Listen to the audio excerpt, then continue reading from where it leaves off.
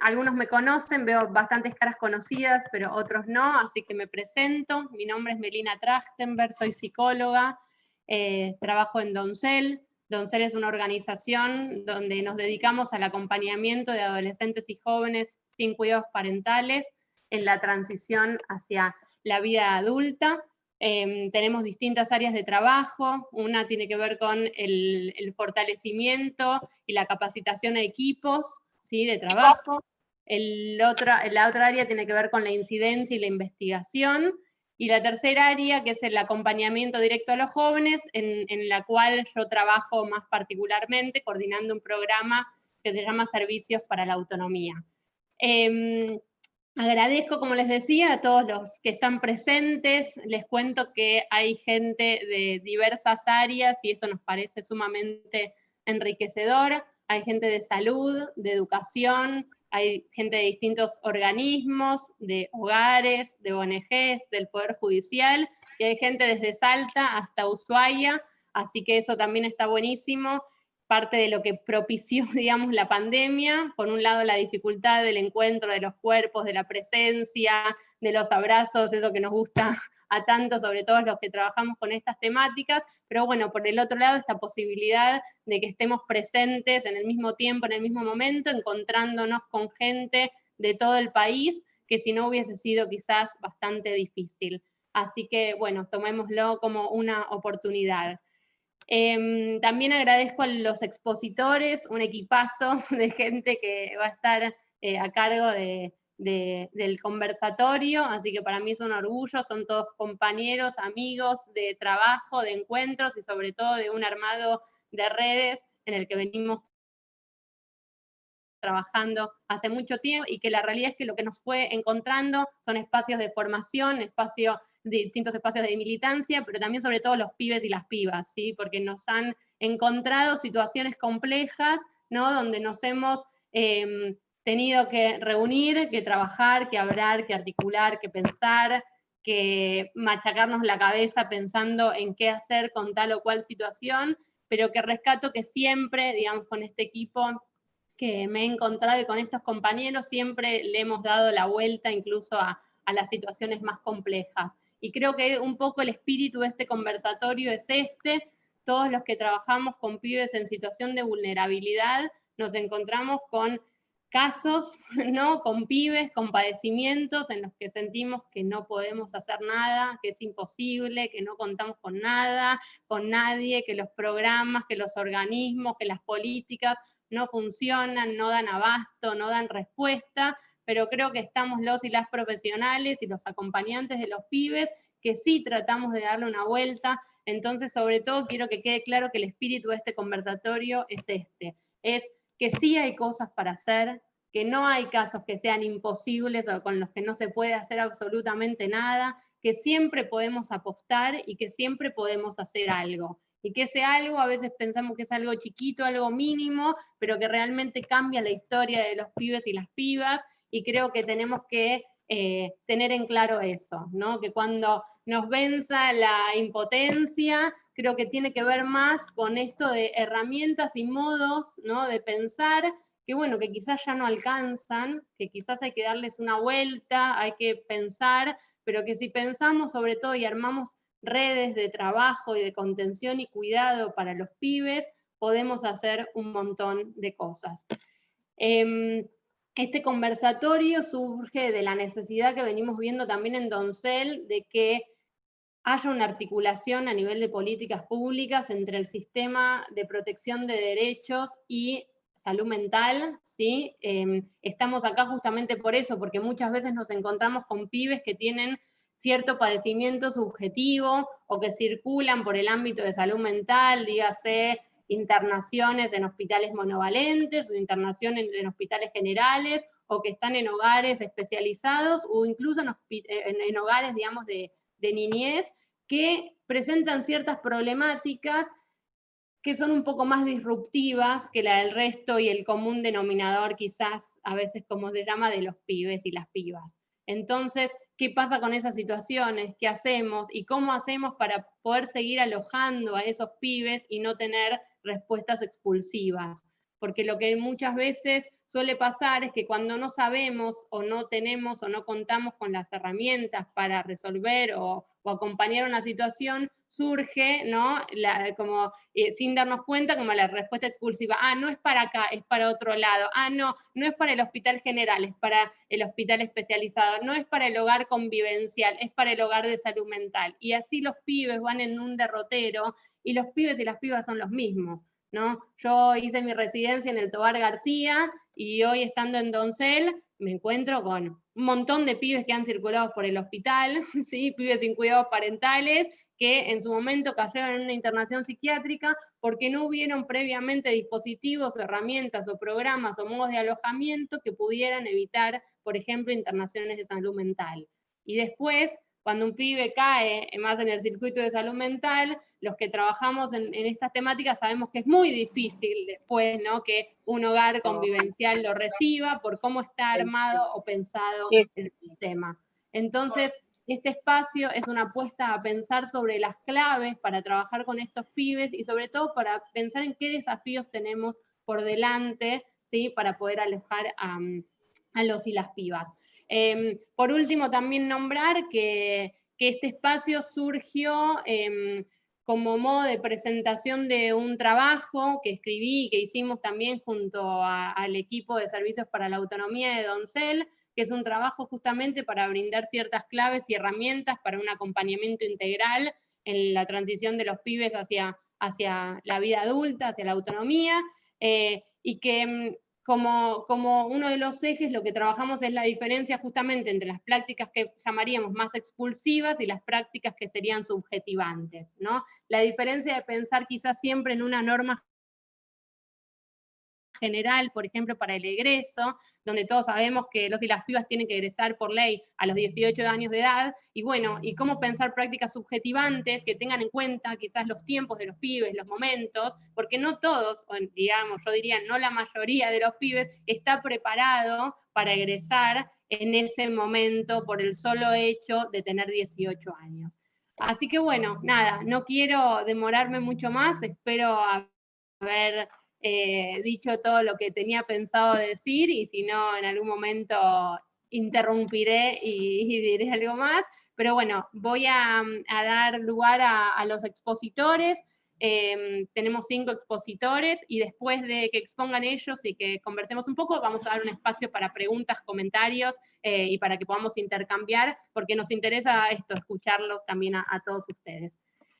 Bueno, va a iniciar María Rondán, que es licenciada en psicología, psicoanalista, psicóloga de planta de sala de internación de mujeres del Hospital de Emergencias Psiquiátricas Alvear, miembro del equipo de salud sexual reproductiva del mismo hospital, ex docente de la materia psicopatología de la licenciatura en psicología de la UBA. Así que bueno, María, un orgullo que puedas abrir este conversatorio. Le damos el espacio a ella. Gracias.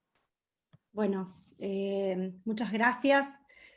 Me parece muy enriquecedor poder participar de un conversatorio que tiene que ver con nuestra práctica cotidiana, que a veces llevada por los tiempos y por la emergencia, en mi caso, que trabajo en un hospital de emergencias, a veces hay poco tiempo para detenerse a pensar, y me parece que es un desafío también poder juntarnos acá a pensar en el acompañamiento de los niños, de las niñas y de los jóvenes, digamos, sin cuidados parentales, que es algo con lo que, bueno, nos encontramos cotidianamente en nuestra práctica. En lo que a mí respecta, bueno, yo tuve que articular mi trabajo de la internación con Doncel. En general yo, por mi lugar de trabajo precisamente, que es una sala de internación de mujeres adultas, me toca más trabajar con adolescentes que con niños y con niñas. Digo porque, digamos, el nombre de este conversatorio también atañe a niños y niñas, pero en mi práctica cotidiana suelo acompañar y trabajar con estas jóvenes que a sus 18 años les toca egresar de sus hogares que han tenido, digamos, a lo largo de parte, muchas gran parte y algunas al tiempo de su vida. Yo creo que, digamos, el caso que trabajé con Doncel no fue el primero, ni tampoco el último caso, que frente al egreso de una institución de cuidado a los 18 años, los jóvenes o las jóvenes terminan teniendo que internarse en una sala de internación de salud mental, con todo lo que eso implica en la vida de un joven o una joven a sus 18 años. Con lo cual, una primera reflexión que me parece que vale la pena hacer sobre esto, como decía Meli, es que muchas veces eso es el inicio de una carrera psiquiátrica, ¿no? Es como la puerta de entrada. Con lo cual ahí tenemos, al menos desde mi lugar como trabajadora de la salud mental, un primer desafío que tiene que ver con intentar que esa sea la última internación, ¿no? Es decir, ahí actuar como un agente de salud que presione la salud y que prevenga futuras internaciones psiquiátricas. En este sentido me parece que hay varias preguntas que podemos hacernos. A mí me cuesta bastante generalizar, ¿no? Digamos, pensar en la generalidad de los casos, porque trabajo con sujetos particulares, con situaciones, con historias, pero creo que podemos hacer el esfuerzo de pensar ciertos patrones que se repiten en historias de jóvenes que a sus 18 años, en el tránsito hacia la autonomía, hacia la salida del hogar, pasan por una internación psiquiátrica. Lo primero que me pregunto siempre, digo en lo general, pero también en lo particular, tiene que ver con si esa... me van a escuchar probablemente hablar más en género femenino porque tiene más que ver con mi práctica, ¿no? Si esa paciente, si esa joven estaba preparada realmente para el egreso en ese momento que es de algún modo arbitrario, que es a sus 18 años, ¿no? Una generalidad, digamos, que no contempla, a veces sí, tampoco seamos, pero en general, digamos, es a los 18 años y no se contempla qué singular, qué hay particular en esos 18 años en la vida de esa persona. Si se trabajó o si se trabaja con ellos y con ellas en algún momento sobre el monto de angustia que genera de repente encontrarse viviendo por fuera de una institución cuando a lo largo de o toda su vida o gran parte de su vida han vivido institucionalizados. Y de repente yo me he encontrado con jóvenes que, por ejemplo, no sabían tomarse un colectivo, porque habían sido siempre llevados y traídos por un micro del hogar, y a los 18 años tenían que irse y no sabían viajar en colectivo. Y digo esto, como muchísimas otras cosas, donde no hubo un trabajo previo en la autonomía, y de repente se impone la idea de ser autónomos. Entonces, esto genera un nivel de angustia que muchas veces, digamos, no es trabajado, y entonces aparecen en el lugar de esa angustia lo que digamos, en el campo de la salud mental se llaman actings o pasajes al acto, que pueden ser cortes, intentos de suicidio, depresiones, que empiezan a hacer ruido, ¿no? en los dispositivos, y de repente, digamos, si uno puede detenerse en hacer una lectura de eso, el destino de ese es otro, ¿no? Y por otro lado, una pregunta que a mí en lo particular me interpela es si las infancias, si las juventudes dependen de un otro, y ese otro institucional es un otro que ejerce violencia, se construyen entonces, digamos, identidades subalternas, identidades denigradas, identidades cuyos derechos están siendo vulnerados, que los niños, las niñas y los adolescentes de alguna manera incorporan como propias.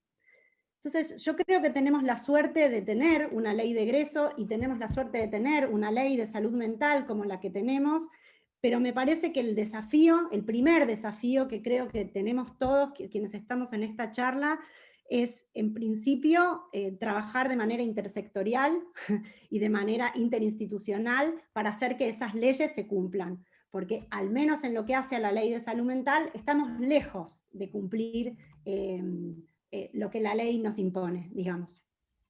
En el caso particular, digamos que a mí me tocó trabajar con Doncel, en lo que tiene que ver con la internación, fue un trabajo orientado, en principio, por hacer una lectura, como les decía antes, de ese momento previo que determinó que esa internación fuera necesaria.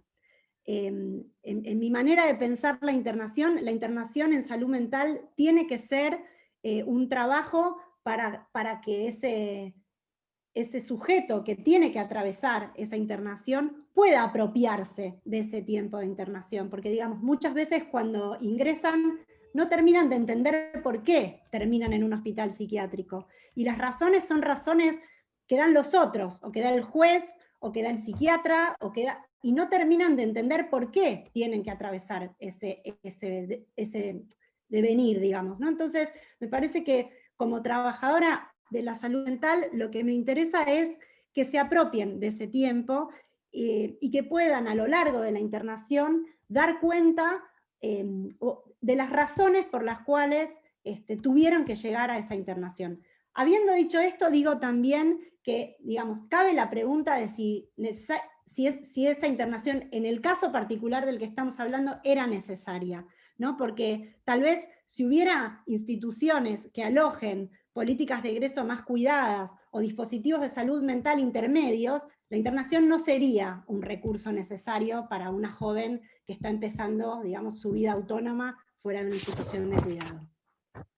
Volviendo al trabajo particular, digamos, que me tocó trabajar con Doncel, que yo creo que, digamos, la clave es de esos casos que uno dice que fue un caso exitoso, pero no todos los casos son así, pero yo creo que en gran medida la razón del éxito fue, en principio, la voluntad inmensa de la paciente por salir adelante y por estar bien, pero también, digamos, una enorme articulación institucional, ¿no? Interinstitucional. Diversos agentes, ¿no? Desde la unidad de letrados, la gente de Doncel, el hospital, la gente de autonomía joven, un trabajo realmente muy articulado que me parece que permitió un buen final para la historia. Particularmente, digamos, en el trabajo con ella, hubo una lectura sobre toda la coyuntura previa, ¿no?, a la internación, que tocaba varias aristas que tenían que ver con situaciones de muchísima angustia, con cuestiones de su sexualidad, pensemos que se trata de jóvenes de 18 años, cuestiones que tenían que ver con un enorme desamparo, que actualizaban, digamos, una historia de abusos y expulsiones a lo largo de toda su vida. A mí me parece que había algo particular con ella, pero que, insisto, que se puede también pensar para otros casos, que es que ella había sido, digamos, una alumna muy aplicada, como una de esas pacientes que se dice como poco ruidosa, ¿no? Siempre como adaptada, incluso diría yo sobreadaptada a cada uno de los dispositivos que le tocó, digamos, transitar a lo largo de su vida. Destaco esto porque hasta que se internó ella era así, y la internación acontece, digamos, cuando empieza ella a hacer un poco de ruido, empieza a tener conductas, y digo ruidosas porque así fueron llamadas, ¿no? Cosas que tenían que ver con no adaptarse a las normas. Algo que le acontece a cualquier adolescente, ¿no? Porque digo, si uno piensa, digamos, hay algo de eso que es estructural a la adolescencia. Sin embargo, ahí no hubo, a mi criterio, una mirada cuidadosa con respecto a qué le puede estar pasando a una piba que digamos, que siempre tuvo como una modalidad, digo entre 10 comillas, adaptada, que de repente empieza a volverse tan ruidosa. ¿Me quedan 2 minutos? Uy, nada, bueno. Entonces me parece que, digamos, esto es importante, ¿no? Hacerse esa pregunta con respecto a qué cambios, qué es lo que le puede haber estado pasando. Y digo 3 o 4 cosas más y termino. En principio, destaco algo que decía Meli, que tiene que ver con la complejidad de estos casos. Suelen ser casos muy complejos. muy angustiantes para los equipos que trabajan con estos jóvenes. Yo creo, como ya lo dije, que la intersectorialidad es una respuesta, la articulación y el trabajo pensado, apostar siempre a la singularidad, creo que ese es un enorme desafío, no precipitarnos a dar respuestas generales, respuestas en un para todos. En lo particular, al trabajar en una institución de emergencias psiquiátricas, a nosotros se nos imponen tiempos muy, muy exigentes, con lo cual la verdad es que en este caso particular fue un desafío darle a ella el tiempo que ella necesitaba para querer irse de la internación, que no sintiera también que el hospital de emergencias psiquiátricas la expulsaba. Con lo cual fue una internación muy prolongada, duró prácticamente un año, pero la verdad es que fue el tiempo que ella necesitó para decir me quiero ir. Y yo creo que ahí hay una clave que tiene que ver con el respeto y con la apuesta a la singularidad y, como decía Melina, a las prácticas subjetivantes. Creo también que es importante que los profesionales sean profesionales, todos los que intervienen, comprometidos, con una apuesta firme por la inclusión, ¿no? Y entender esto que les decía antes, que las respuestas totalizantes, el para todos, a los 18 años hay que irse, o el para todos, a los 3 meses hay que externar, o muchas veces son aplastantes y no dejan margen para lo propio, particularmente en estos jóvenes y en estas jóvenes que han crecido al margen y sin un otro cuidador. Yo creo que muchas veces, digamos, la respuesta institucional frente a estos casos complejos es una respuesta expulsiva que tiene que ver con la angustia. Por lo tanto, también me parece importante que quienes nos embarcamos, digamos, en un trabajo como este, podamos tener espacios de reflexión con otros para no reproducir, bueno, digamos, esto, ¿no? La expulsión de la que muchas veces estos jóvenes son pasivos, digamos, ¿no? Se las tienen que ver con eso. Y por supuesto, el mayor desafío creo que tiene que ver con el impacto que esto tenga en políticas públicas, en el trabajo con respecto a la necesidad de apoyo que tienen estos jóvenes, y en estos eslabones intermedios que a mi criterio muchas veces faltan y fallan. Así que bueno, doy por terminada mi presentación, así no me extiendo en el tiempo. Gracias. Gracias, María.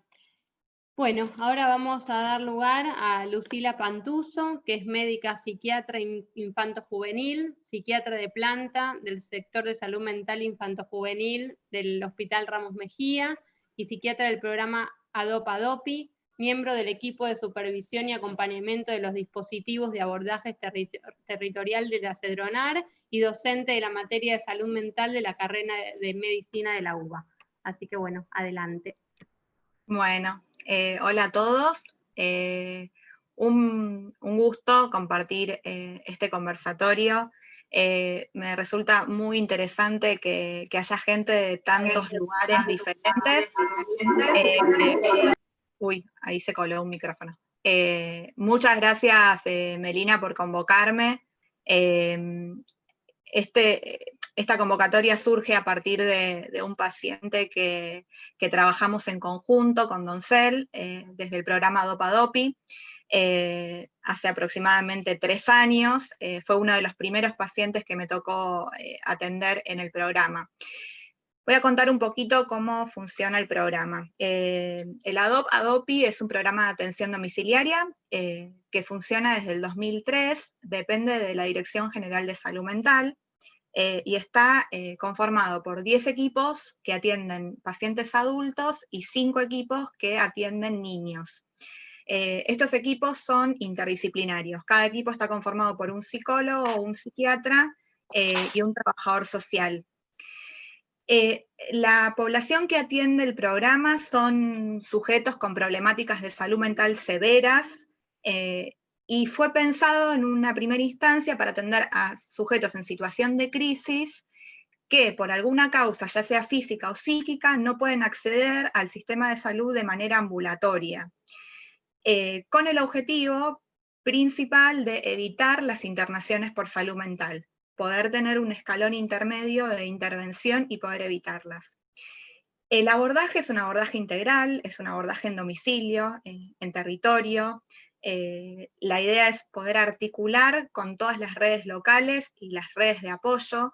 En el caso de los niños y adolescentes se trabaja en conjunto mucho con las defensorías zonales. Muchas derivaciones se reciben de las defensorías zonales. La forma de ingresar al programa es por medio de una derivación, que la mayoría de veces es o por defensorías zonales o por el equipo que venía tratando a ese niño o adolescente en algún efector ambulatorio, y que por alguna razón se interrumpió ese tratamiento, entonces se hace la derivación. Y se intenta siempre este trabajo de armado de redes y de armado de fortalecer los lazos de estas redes y los lazos comunitarios. El objetivo sería que al finalizar la intervención, este joven pueda volver a retomar el tratamiento interrumpido, o que se pueda hacer una derivación asistida a un nuevo tratamiento. Los tiempos estipulados que el programa estipula son de 3 meses aproximadamente, pero la realidad es que de mi práctica en estos 4 años en el programa, nunca se llegan a cumplir esos tiempos, porque los niños y adolescentes que atendemos presentan padecimientos severos, de larga data, crónicos, y se necesita un tiempo de intervención mucho mayor a 3 meses. Bueno, a mí lo que me convoca y lo que me interesaría transmitir es de la experiencia con el trabajo con jóvenes, sobre todo, sin cuidados parentales. Hemos intervenido en varias situaciones, además de esta situación que compartimos con Doncel. Y como bien decía María, si bien los casos son muy diferentes entre sí y con todas las singularidades y cada uno con su recorrido y con su historia, hay muchas cosas que vamos encontrando que se repiten en las presentaciones y en las problemáticas que fueron sucediéndose hasta el momento en que nosotros llegamos. Generalmente nos encontramos con situaciones muy complejas, con situaciones severas, muchas veces agudas, descompensaciones, de jóvenes que venían en tratamiento y se niegan a continuar el tratamiento, o no quieren iniciar un tratamiento, no quieren concurrir a algún efector de salud mental. Esto es como una presentación que se repite. Encontramos chicos que venían de tratamientos en hospitales o en centros de salud, generalmente en hospitales, porque la realidad es que muchos pacientes eran atendidos por psiquiatras infantos juveniles, en los centros de salud no hay tanta psiquiatría, entonces venían de hospitales, con modalidades que no funcionaban. El caso que trabajamos con Doncel, un chico que había estado internado por salud mental en el Tobar García, y que después continuó con el tratamiento de forma ambulatoria. Tratamientos con el modelo, digamos, habitual hospitalario del tratamiento, una vez por semana psicología, una vez por semana psiquiatría, y nos encontramos con que cuando nos comunicamos con los equipos tratantes, generalmente son pibes que los profesionales traen como que, bueno, no demandan, no hay una demanda, no hay un interés por concurrir al tratamiento, no hablan, son reticentes, y no podemos mucho con eso. ¿Cómo intervenimos con eso? Ese es el modelo de atención del que vienen. Y el trabajo, uno lo que observa es que el trabajo con los referentes de los hogares son entrevistas de forma aislada y sin un trabajo como contemplando como lugares como relevantes a esas personas para el devenir de la progresión de esos cuadros de los jóvenes que se presentan. Otra cosa que encontramos son los antecedentes de las historias de estos pibes súper fragmentados. Para poder armar las historias tenemos que recurrir al legajo del hogar, a la defensoría que haya intervenido en algún momento, muchas veces intervinieron alguna defensoría de capital en algún momento, algún servicio zonal de provincia, y encontramos que las historias, o incluso los juzgados, están todas fragmentadas. Entonces uno tiene que unir todo eso para ver cómo son los antecedentes y la historia de estos pibes. Incluso nos pasa a veces que al trabajar con los referentes de los hogares han ido cambiando los referentes, entonces tampoco hay como una continuidad en el conocimiento de esos pibes. Otra cosa que encontramos es la ausencia de referentes estables, sostenidos en el tiempo, que puedan dar cuenta de este recorrido, o incluso que estos referentes, si cambiaron, hayan hecho una transmisión de la historia de estos pibes. Entonces queda ahí todo como en diferentes como cuadraditos, como esta fragmentación constantemente reproducida. Muchas presentaciones, o las presentaciones más habituales, son jóvenes que rechazan en un primer momento nuestra intervención, que no quieren que estemos ahí, que no quieren hablar, que desconfían, que el pedido de que nosotros intervengamos es de otros, no suele ser de ellos. Encontramos también muchas dificultades en los lugares que ocupan estos chicos en las instituciones, que muchas veces están como reforzados y reconfirmados por diagnósticos que han tenido en su transcurso por el sistema de salud mental. Ejemplo, bueno, psicosis, esquizofrenia, son los que predominan para ser esos chicos ubicados ahí y como no poder como encontrarles otras cosas a sus presentaciones que no sean como, bueno, le pasa esto porque es psicótico, y porque en el hospital dijeron que es psicótico, y no poder como abrir esa mirada y ese lugar. Complejo porque todos sabemos, los que trabajamos con pibes con armados subjetivos tan endebles, que el lugar, cómo lo miran los otros, y el lugar que le dan los otros va a ser determinante en las cosas que puedan ir como avanzando y que puedan ir desarrollando. Y otro punto que bueno, sucedió con el paciente que atendimos con Doncel, nosotros intervenimos con un joven que estaba a 3 meses de cumplir 18 años.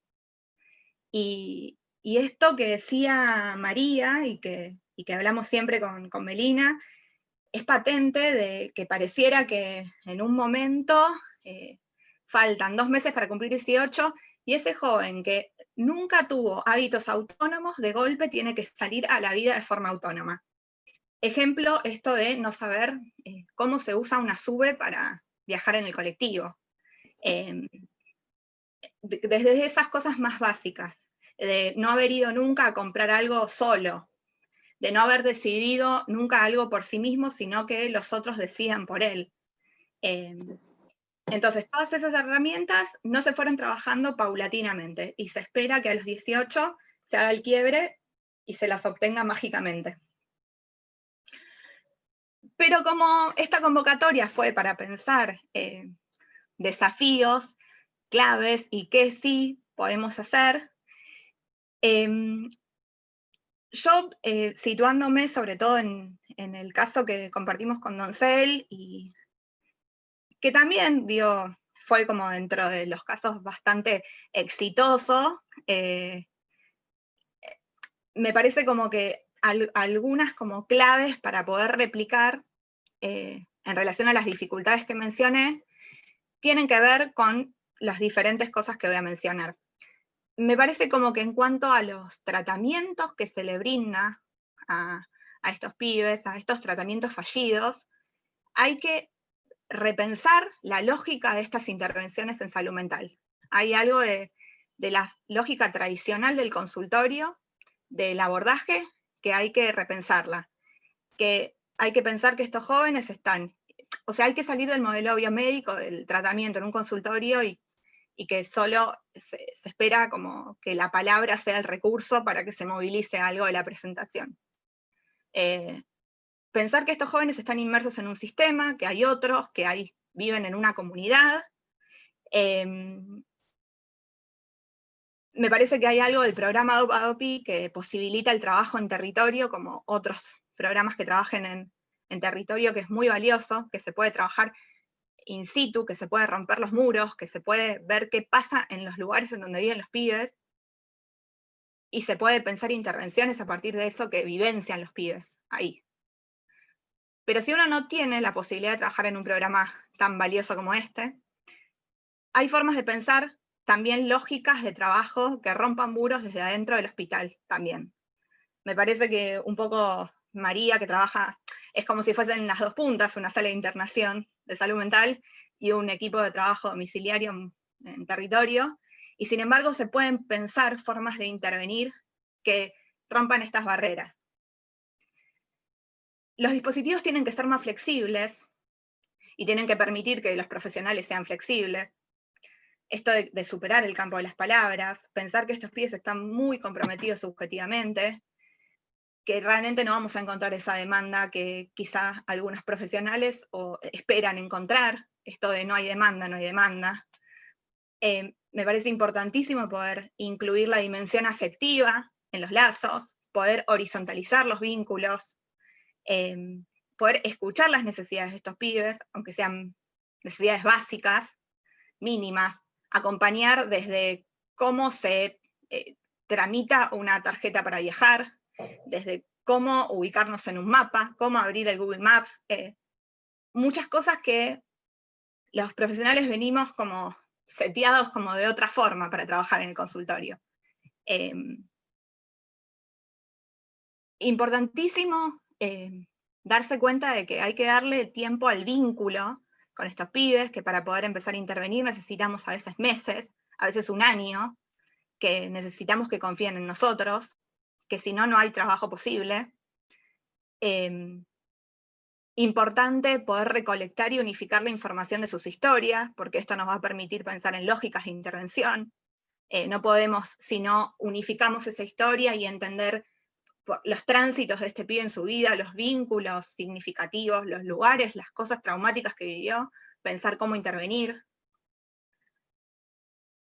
Importantísimo que esto es un trabajo en conjunto, obvio, con diferentes instituciones y con organismos de protección, el sostenimiento de los referentes estables, de que los referentes sean estables, y que si cambian los equipos, si cambian los referentes, haya una transmisión de lo que se trabajó, de la historia, que el otro pueda transmitirle a las otras personas que intervengan un relato sobre esos pibes. Son pibes que no hay, que los relatos están todos desorganizados y desmembrados.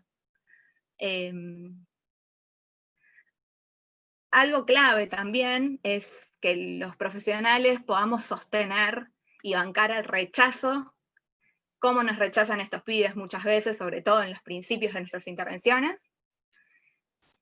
porque nos ponen en juego constantemente los rechazos que vivieron en su vida, y los ponen en juego con nosotros, y hay que salir de lo especular, y poder pasar al otro escalón, y poder seguir, poder sostener la oferta.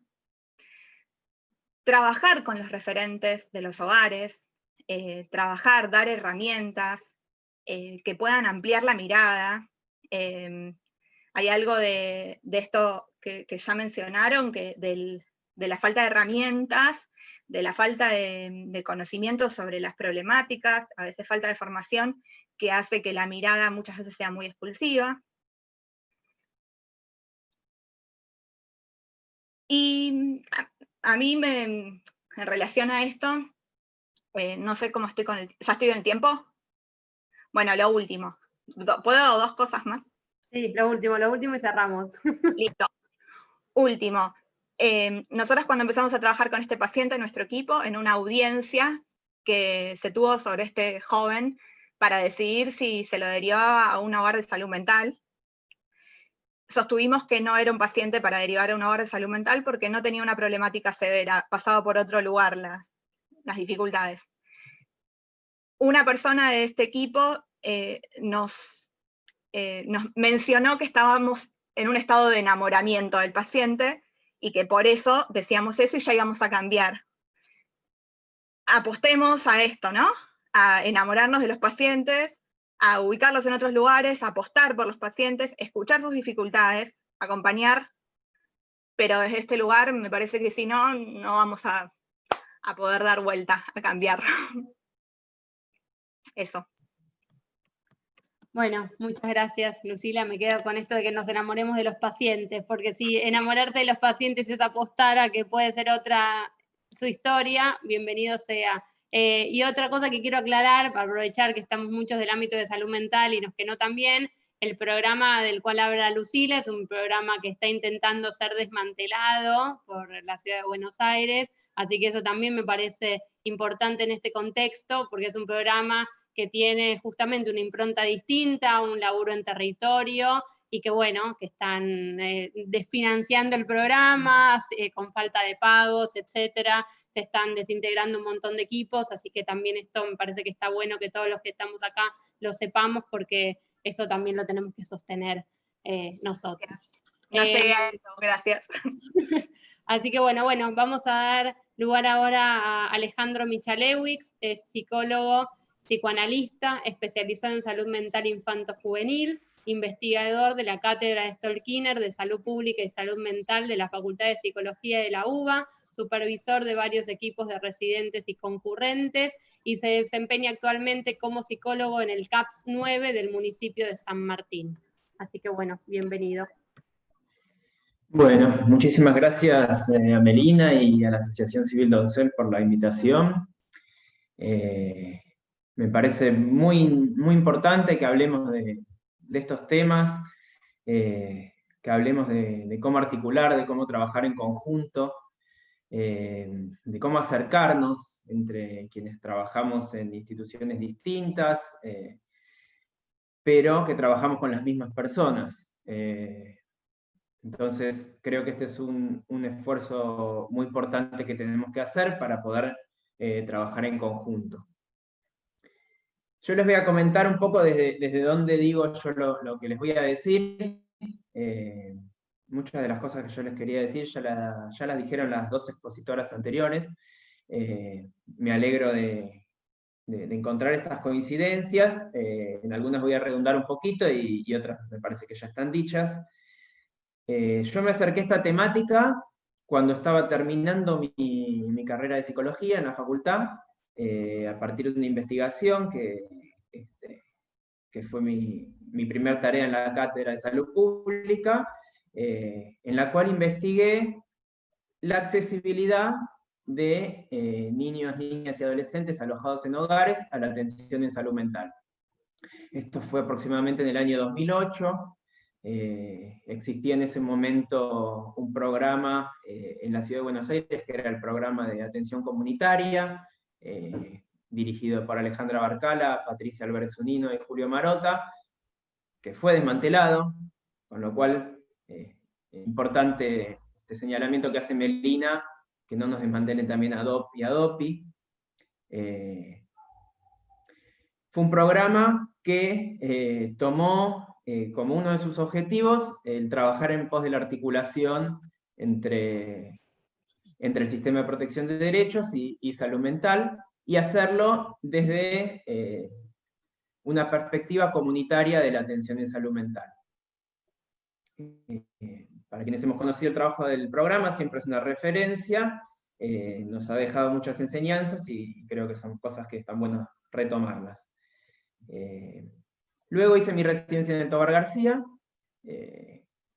y actualmente trabajo en un centro de salud del primer nivel de atención, con lo cual he tenido como diferentes ángulos de esta problemática. Me gustaría, tomando un poco la propuesta de plantear desafíos, plantear primeramente como algunos diagnósticos que yo he realizado en relación sobre todo al nivel de análisis institucional, de cómo se abordan estas problemáticas, y a qué desafíos nos convocan, en consonancia con esta propuesta de plantear desafíos y no quedarnos únicamente en los diagnósticos de lo que no funciona. Pero bueno, en primer lugar, lo que yo querría decir es que desde que yo realicé esa investigación hasta la fecha, han transcurrido ya como 12 años, considero que lamentablemente la internación por salud mental sigue siendo, por lo menos en la Ciudad de Buenos Aires, una de las respuestas hegemónicas frente a las problemáticas que con intenso sufrimiento mental traen estos jóvenes, que suele ser hegemónica, suele ser muchas veces la primera respuesta y no la última. Que esto es un problema, que por otra parte, muchas veces el acceso a la atención en salud mental de este grupo de jóvenes implica la medicalización de sus sufrimientos. Esto quiere decir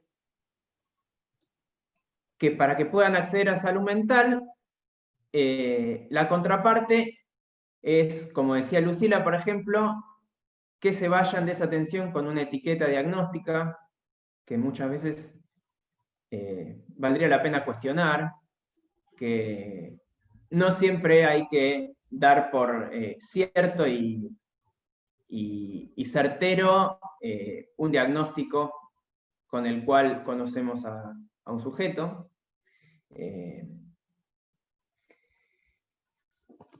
Y que estos diagnósticos, como también comentaban en las exposiciones anteriores, suelen determinar los destinos de estos jóvenes, porque, por ejemplo, un adolescente que sale de una internación con un diagnóstico de psicosis, muchas veces no puede volver al hogar del cual ingresó a esa internación, porque con ese diagnóstico ya es para un hogar de salud mental. Entonces vemos cómo muchas veces la atención en salud mental, lejos de resolver las problemáticas, las complejiza. Entonces, ¿cuáles son los desafíos, o algunos que a mí se me ocurren, que se nos presentan para poder adecuar la atención en salud mental de estos jóvenes a una perspectiva de derechos? Primer punto, retomando esto que venía planteando, cómo alojar a los jóvenes y adolescentes con situaciones complejas en los servicios de salud mental, sin que esto implique una medicalización de sus padecimientos.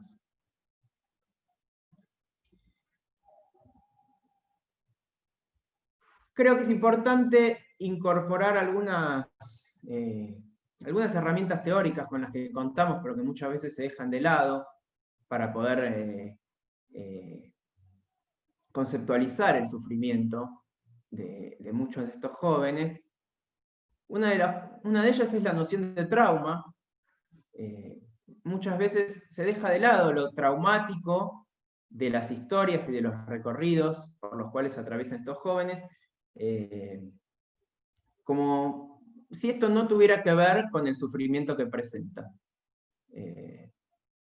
Me ha tocado atender, por ejemplo, un niño que recuerdo en este momento, de 8 años, viviendo en un barrio en condiciones de pobreza y marginalidad extrema, en situaciones de mucha violencia, habiendo sufrido en su mismo hogar situaciones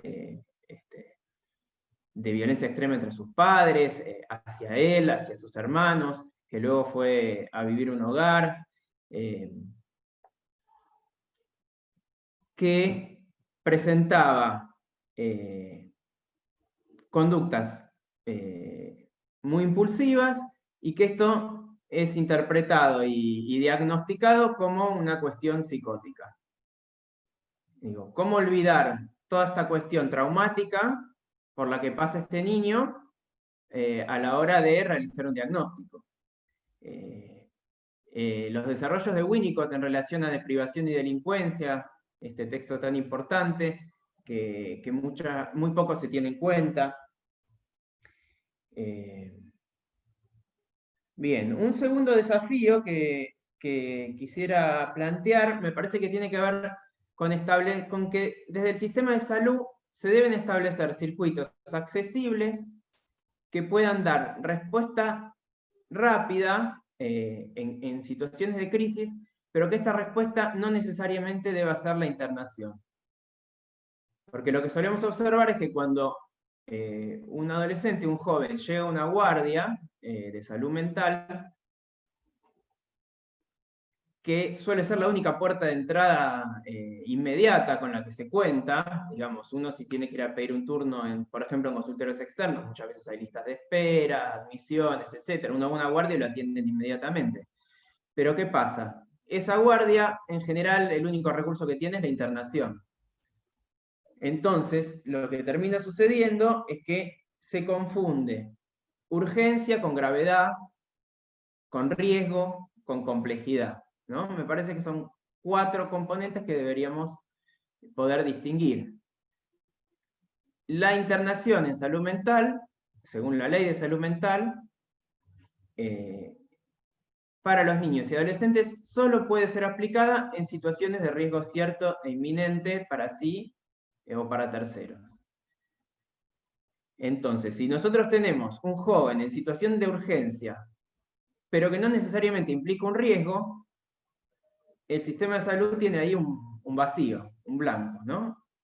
Si lo internamos, estamos violando la ley de salud mental.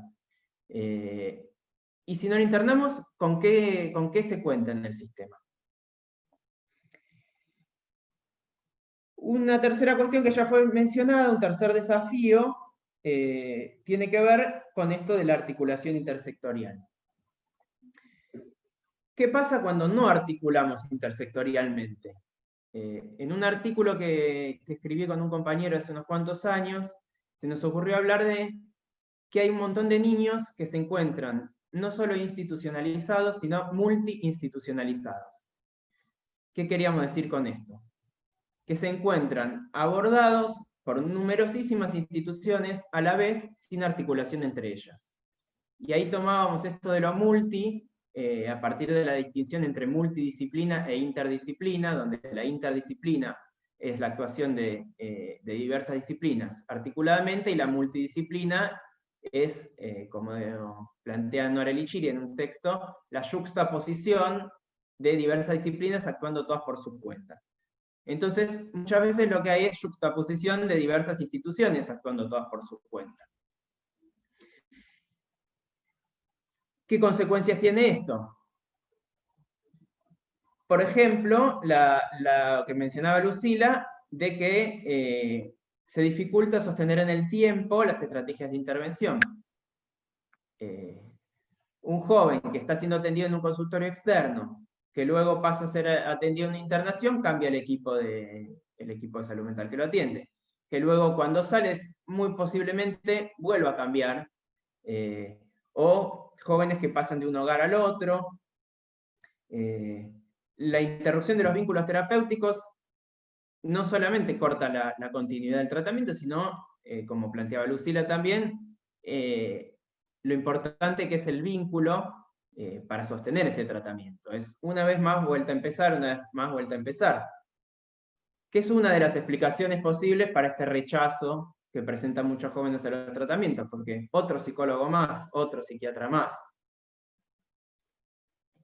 Entonces, ¿cómo intervenir articuladamente en el tiempo y también entre las diversas instituciones? Yo creo que hay 2 claves para esto.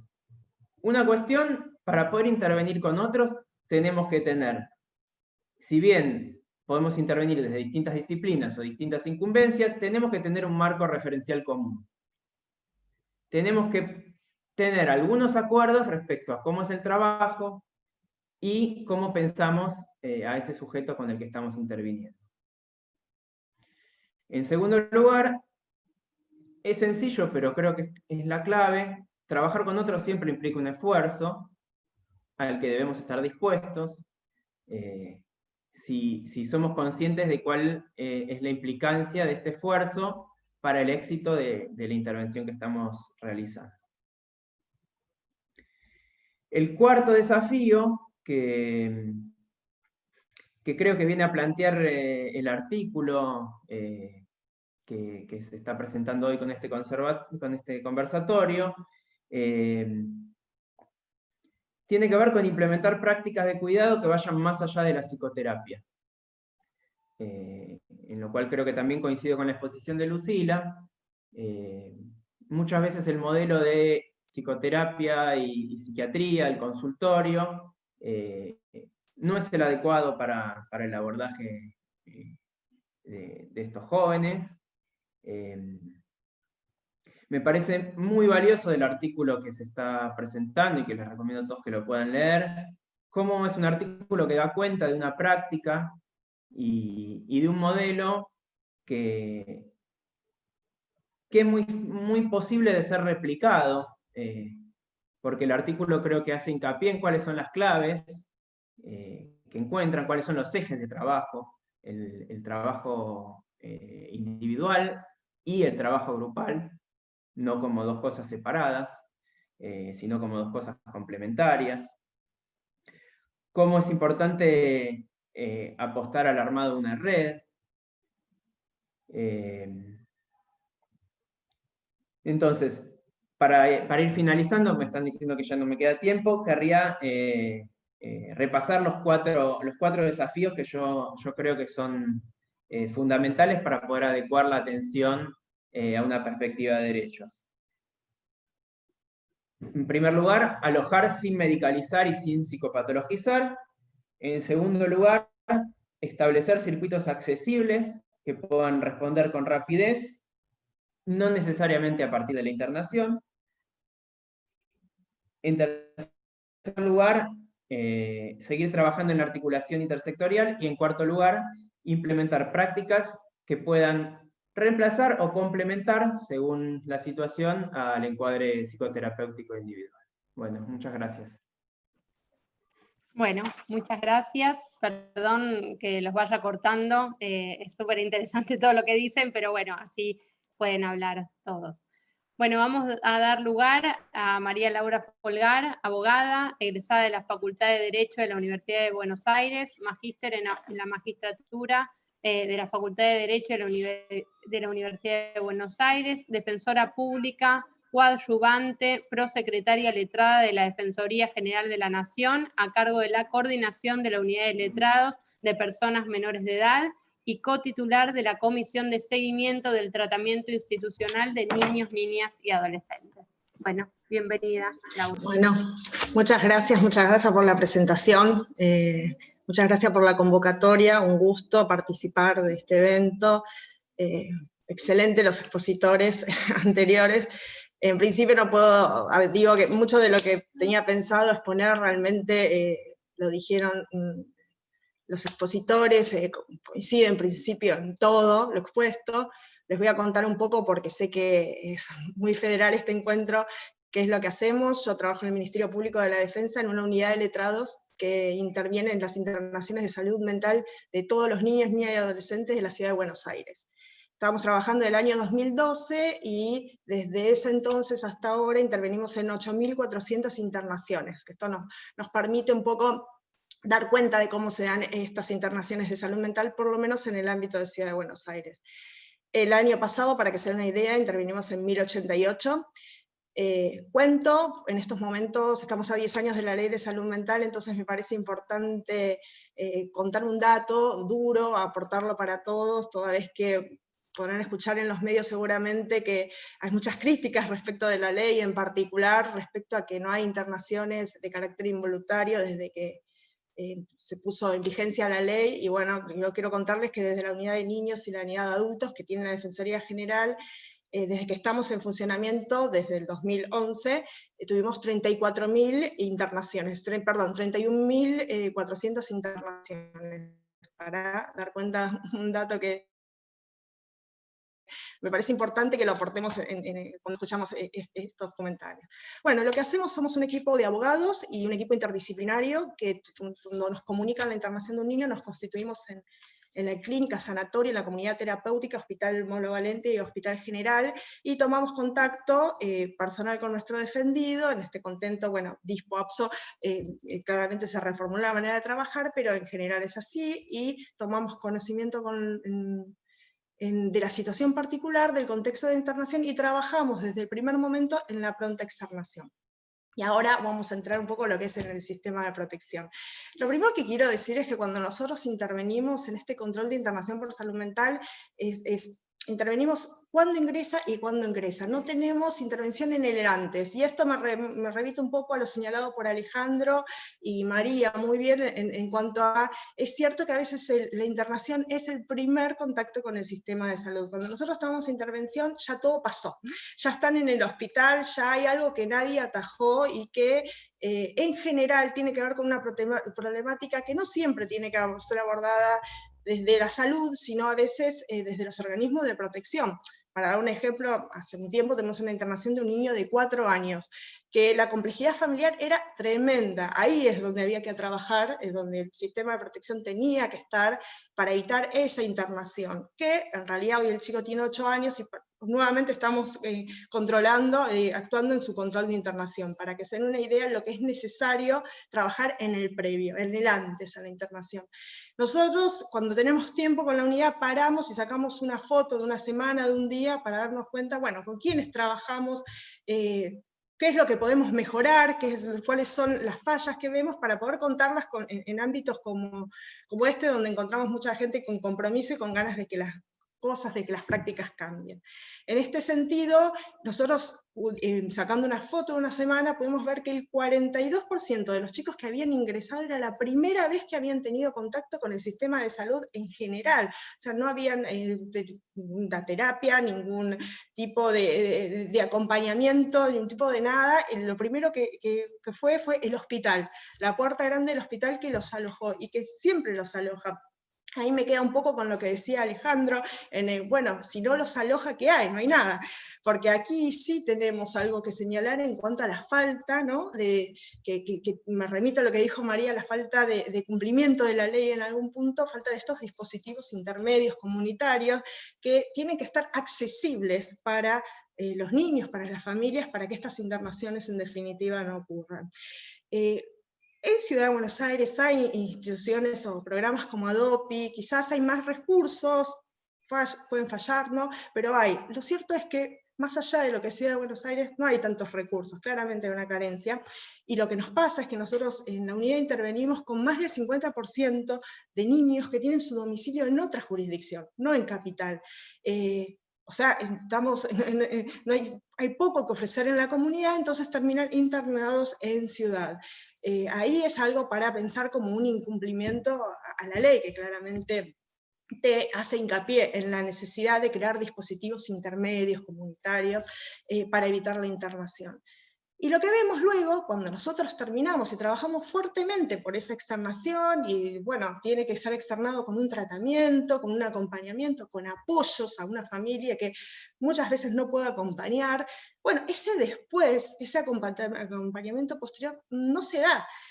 Lo que implica que a la postre tengamos una nueva internación y tenemos constantes reinternaciones. En estas fotos que les cuento, el 53% de los chicos que estaban, en un promedio de 140 chicos, el 53, tenía más de 2 reinternaciones, 3, 4, 5 y más de 7. Esto porque no hay un trabajo en el después, que muchas veces tiene que ver con el acompañamiento a esta familia por parte de los organismos que deben hacerlo, ¿sí?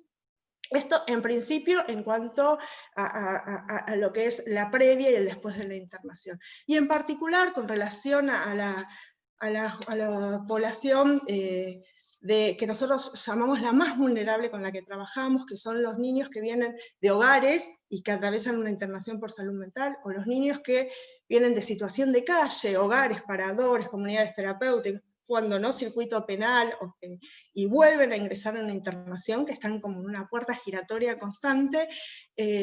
Bueno, sobre este punto hay mucho que decir en cuanto a la necesidad por ahí de repensar el abordaje que se da de los organismos de protección. Sin lugar a dudas, no solo el organismo de protección, y esto por ahí es importante decirlo, es el que se muestra expulsivo frente a determinada población, como bien señala Melina en su informe, que es súper representativo de un montón de intervenciones que nosotros hemos tenido también en la unidad.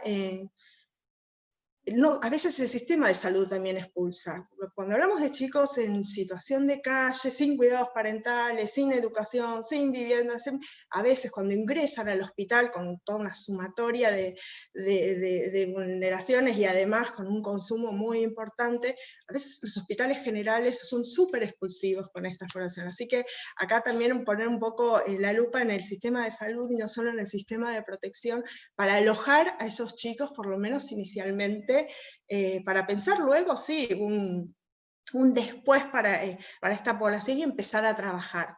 Claramente, los que son estos chicos, nosotros lo que sí vemos es que hay esto que un poco señalaban todos, intervenciones fragmentadas, una historia que no se tiene en cuenta, un criterio de riesgo cierto e inminente que nadie define, que si está, que no está.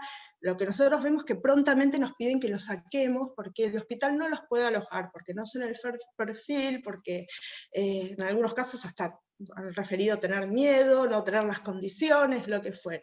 Y nosotros en la unidad recibimos la llamada para que prontamente sean derivados a los hospitales monovalentes que probablemente los alojen mejor. O sea, ya están expulsados desde ese momento.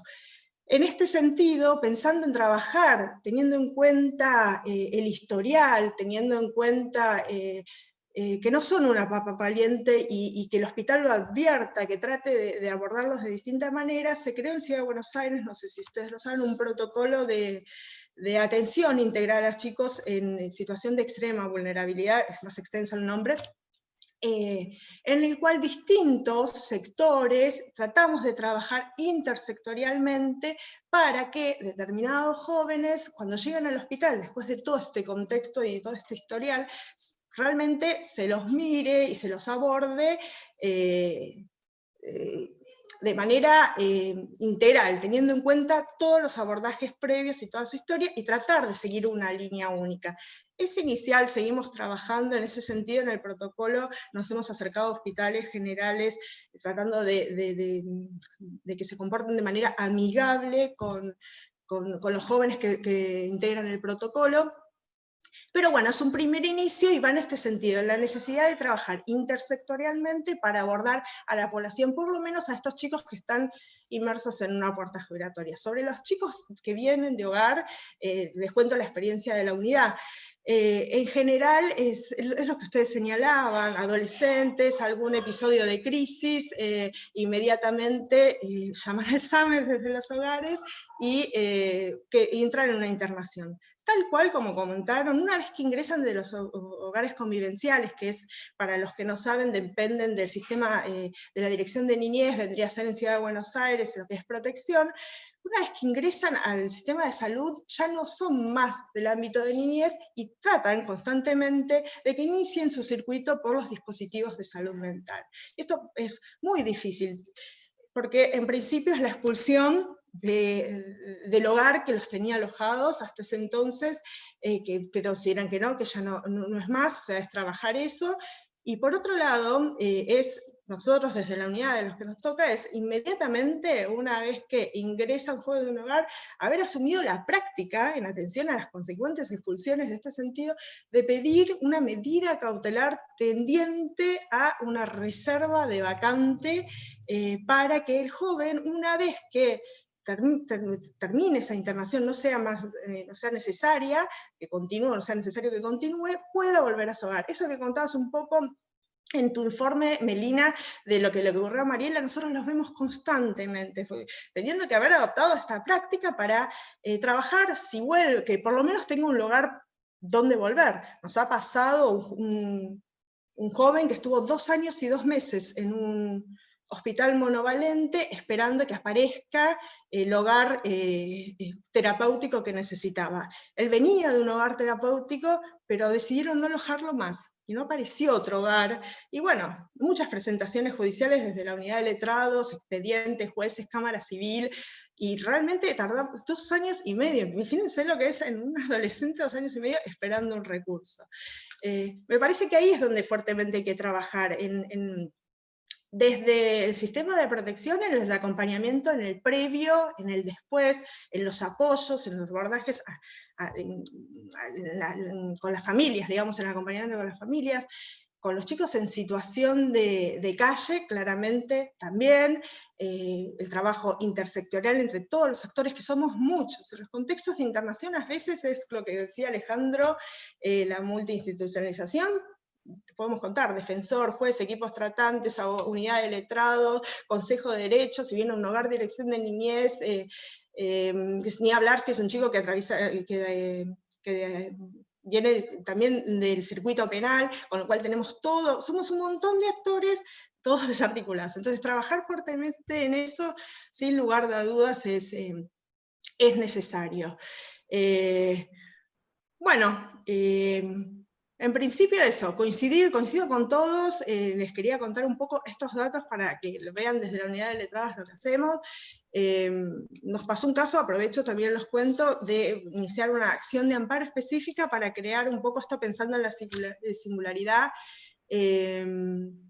Teníamos 2 jóvenes en situación, paradores, hospitales, realmente nadie los alojaba, y ocurrió que nos decían desde la dirección que dada su historia, su trayectoria, el diagnóstico, estos famosos diagnósticos que determinan, no tenían nada que ofrecerle. Las direcciones, para que se den una idea, nos habían señalado eso. Entonces iniciamos una acción de amparo tendiente a que se pensara o se creara un dispositivo que no existe, porque ya nos decían que no existe, que lo pudiera alojar, que tuviera en cuenta esto, la singularidad, la historia de cada chico, lo que necesitaban, el acompañamiento, el trabajo comunitario, el trabajo con la familia, una apuesta, un proyecto de vida, que realmente un hogar que trabajara un proyecto de vida. Estaba en esos términos el amparo. Llegamos hasta el Tribunal Superior de Justicia, se apelaron todos los que podían apelar, y conseguimos una resolución que daba cuenta de que debía crearse un dispositivo acorde a las necesidades de esos jóvenes. Lo que había que era ahora buscarlos, porque estaban en su momento, ya se desconocía el paradero, porque siguen en el interín en situación de calle, y determinar cuáles son sus necesidades, qué es lo que ese joven necesita para tener un proyecto de vida distinto al que parece determinado, como bien señalan en el informe Melina, que cuando parece que esto ya está, que esto es así, esto va a ser así, no hay nada que hacer. No, hay mucho que hacer, y cada uno desde su lugar, bueno, estamos dando las batallas en ese sentido. Bueno, en principio es mi aporte al conversatorio de hoy. Buenísimo, bueno, muchas gracias, Laura.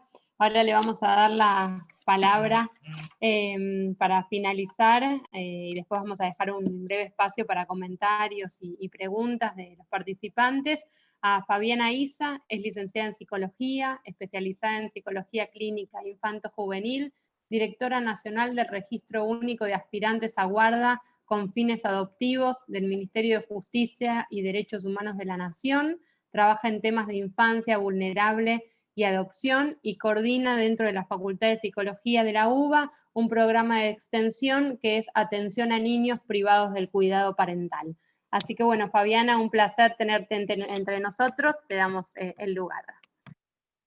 Bueno, muchas gracias, buenos días, gracias a Melina, a Dana y a Doncel por la invitación. Y bueno, como decía también Alejandro, una alegría el reencuentro, como dijiste vos también, Melina, con compañeros, con los que hemos venido transitando estas historias desde hace mucho tiempo, cada uno en distintos lugares institucionales. Hoy a mí me toca uno en particular. Los escuchaba muy atentamente porque también, como dijo Alejandro, celebraba las coincidencias, ¿no? en cómo percibimos esto. Bueno, estoy convencida que este tema que nos nuclea evidentemente tiene el rasgo común en nosotros, que en algún momento de nuestra vida profesional nos dimos cuenta que las herramientas que teníamos eran insuficientes y que las respuestas que nos daban en las instituciones tampoco funcionaban. Y estoy convencida de que en muchos de nosotros operó algo de rebeldía, que yo siempre aliento y celebro, contra un sistema que pretende normativizar, pretende hacer encajar lo singular.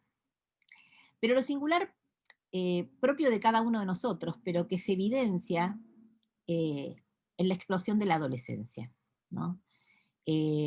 Lamentablemente ahora en escenarios más tempranos, porque uno ve estas explosiones, estas actuaciones en edades mucho más iniciales que en otros tiempos. Lamentablemente en estos años yo lo que he visto es cómo de alguna manera el sistema, con el tiempo empecé a descubrir que ha encontrado modos de mitigar la angustia que estos temas les provoca, ¿no? Fundamentalmente creo que la angustia que provoca esta actuación adolescente, este malestar adolescente, esta angustia que provoca en los operadores, hace que de alguna manera nunca se encuentre un lugar, nunca haya un dispositivo adecuado para estos jóvenes, y de alguna manera esta angustia empieza a ponerse en efecto y en curso, tratando de derivarlo no solo de una institución a otra, sino peor, desde áreas de incumbencia diferentes, ¿no? Digo, si antes estaban en un área de protección que tenía que ver más con el tema de niñez y adolescencia, ahora ya con la actuación o con el estallido, de alguna manera es una situación o es un caso para salud mental.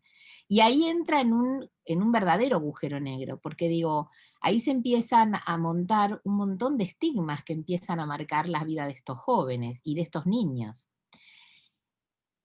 Si encima a eso le agregamos que en vez de ser justamente marcas subjetivantes, han sido marcas discriminatorias y segregantes, porque lo que se producen son segregaciones, con estas lecturas tan sesgadas, lo que hemos visto con el paso del tiempo es que algunos de estos niños, niñas o adolescentes, cuando se decretó su adoptabilidad, esa prehistoria de internación, ese estallido de dolor que no puede ser leído como dolor, sino que se le atribuye una psicopatología, esa falta de operadores teóricos para poder leer la realidad actual que están teniendo estas infancias y estas adolescencias, hace que estos chicos queden estigmatizados y queden etiquetados, provocando además en las familias que potencialmente podrían llegar a adoptarlos, en el caso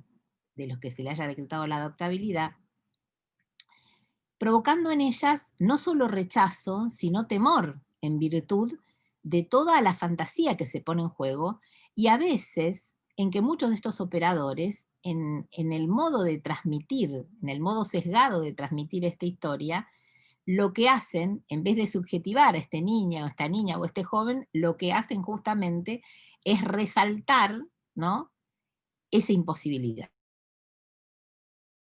Resaltar este acto en la historia, digamos, de su vida.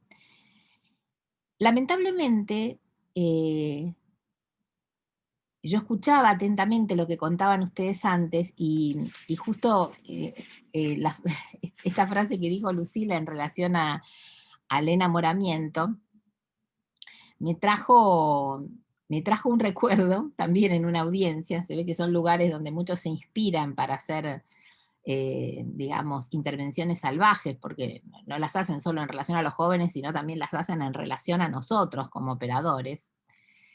Yo igual lo tomé, en realidad, como creo que la idea era que fuera un agravio, pero en realidad yo lo tomé realmente como un elogio.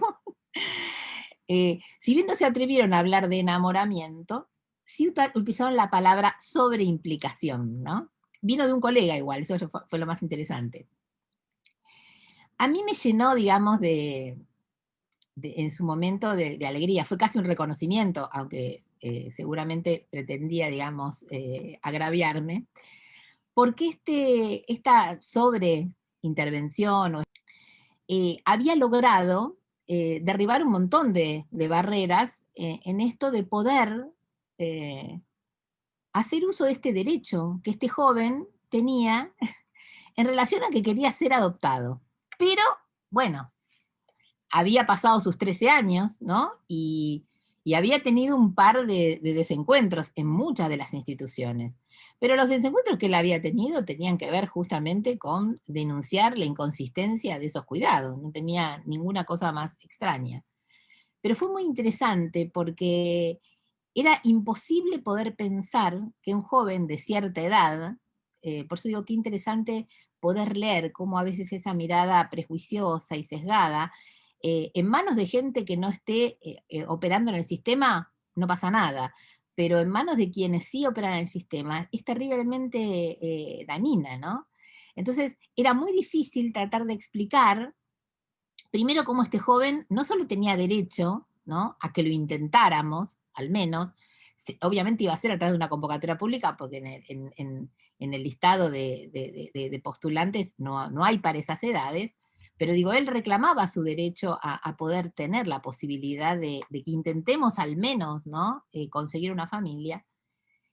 Y lo que era muy interesante era ver cómo en el trasfondo de esto, lo que operaba era un temor a un nuevo fracaso. Era uno de estos jóvenes que había sido devuelto previamente, digamos, en un intento fallido con una guarda anterior. Entonces, después con el tiempo, lamentablemente, y pese a todas las insistencias, que los que ya me conocen saben que no soy de soltar, se fue este joven cristalizando no solo dolor, digo, fue una mezcla de dolor y bronca en relación a no poder obtener una respuesta. No obtener una respuesta a este pedido de él, ¿no? Y por eso, en un tiempo, empezó con actuaciones. Y estas actuaciones hicieron que ingresara en el sistema, de alguna manera, pero en el de salud mental, ¿no? Digamos, de alguna manera, este joven, con estos estallidos de dolor, con esta impotencia provocada por un montón de sucesos institucionales, terminó siendo medicado, ¿no? Y yo me preguntaba, digo, ¿cómo se acalla el dolor, no? Digo, para algunos por ahí se acalla con medicación, se acalla con internación, no lo sé. Lo que sí tengo en claro es que una de las posibilidades fuertes de trabajo con este joven y con muchos de ellos con circunstancias parecidas, fue poder de alguna manera entender que era importante que él tuviera alguien que le creyera, que él pudiera entablar un lazo significativo con alguien en toda esta historia, no solo que les creyera, sino que alojara esa palabra, que no lo tratara como una persona incapacitada, como una persona que no podía dar cuenta, digamos, de sus actos, como alguien que no podía discernir, porque muchas de estas prácticas lo que hacen es justamente quitarle esa posibilidad. Subestimarlos al punto de que siempre hay otro que tiene que tomar decisiones por ellos. Y esto es terrible, porque no solo es terrible porque nos atribuimos funciones que no tenemos, sino que para los jóvenes claramente lo perciben. Claramente ellos perciben cuando alguien los toma en cuenta y los toma en serio y cuando alguien en realidad son un número de legajo más o pasa el que sigue. Hace unos días, en una charla que di en Entre Ríos, en oportunidad de la Semana de los Derechos, una de las cosas que yo proponía, porque a mí me parece que pese a todas las cosas que no funcionan, los que estamos acá hemos encontrado la fisura del sistema, hemos encontrado la posibilidad de seguir haciendo y alentando a los compañeros para que lo hagan. Una de las cosas que yo proponía, digamos, en estas historias, porque muchas cosas me las enseñó la universidad, pero más me las enseñaron los chicos en las instituciones y escuchándolos, era la importancia de poder generar referentes que acompañaran estas trayectorias institucionales. Yo sé que claramente en el programa de egreso está pensado así por Doncel, pero yo me situaba unos puntos antes, me situaba en intervenciones previas, me situaba en ese momento de profunda angustia en el cual se toma la medida excepcional y ese niño, niña, adolescente ingresa a un dispositivo. Y ahí aparece una pluralidad de figuras, pero también aparece lo que siempre suelo decir, la falta de palabra. La falta de palabra que alguien pueda empezar a hilvanar estas historias y a subjetivar. Pero además la falta de palabra de una persona que vuelva este mundo adulto en un mundo confiable. Una persona, como digo yo, que resista, que no se rompa, que no desaparezca. Una persona que sea capaz de alojar ese dolor, de alojar ese rechazo, como ustedes también decían, y que pueda permanecer en el tiempo. Y que cuando ese joven, esa niña o ese adolescente tengan que ir a una consulta, no vaya cualquiera, vaya alguien que aunque sea tenga algo de esa historia, recupere algo de esa vida. Porque justamente el desamparo mayor, aun cuando los chicos están institucionalizados, es ese. Lo que decía Alejandro, digo, yo tuve la suerte de trabajar con Alejandra Barcal y con todo el equipo del PAC, y justamente el programa de atención comunitaria tenía que ver con eso, tenía que ver con las intervenciones subjetivantes, tenía que ver con las supervisiones estratégicas, nos juntábamos todos a pensar.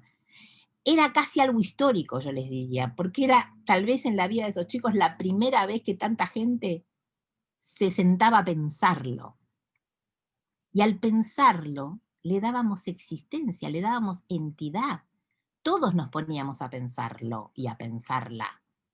Entonces, justamente, qué importante es que alguien pueda recuperar esa memoria. En el caso de los hermanos, yo siempre lo digo, ustedes lo saben, justamente el valor de la fraternidad es recuperar algo de esa historia y esa memoria. Entonces los más chiquitos le preguntan al más grande, ¿y cómo era? ¿Y vos te acordás? ¿No? Digo, hay alguien que tiene esa memoria viva. Pero en el caso de los chicos que están solos, digo, no hay nada.